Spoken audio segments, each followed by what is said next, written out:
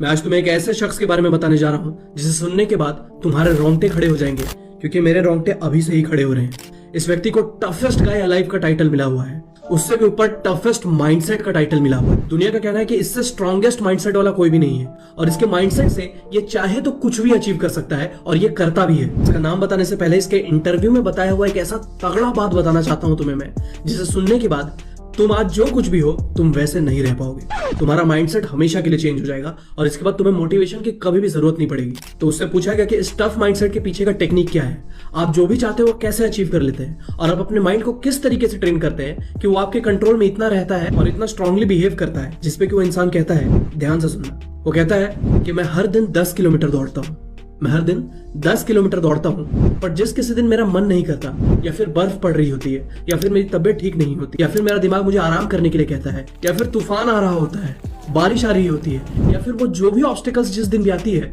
उस दिन मैं 20 किलोमीटर दौड़ता हूँ। सुना आपने? नॉर्मली वो 10 किलोमीटर दौड़ता है, और जिस दिन भी उसे वो करने का मन नहीं करता, उस दिन वो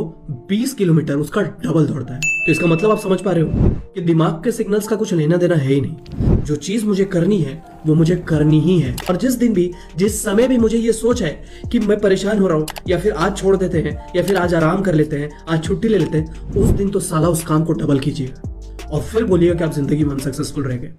पॉसिबल ही नहीं है। And he is none other than mister David Goggins, जो कि यूएस के नेवी सील में भी थे, उनके मिलिट्री में भी थे, और उन्होंने जो धरती का सबसे टफेस्ट ड्रिल जो कि यूएस में होता है, जो कि एक बार भी लोग नहीं कर पाते, एक दिन भी उसमें कोई चला जाता है तो हार मान जाता है, उसको वो 3 बार पूरे तरीके से कंप्लीट कर चुके हैं। तो आप इनका माइंडसेट और इनके बिलीफ सिस्टम के बारे में जान सकते हैं कि वो कैसा होगा। और डेविड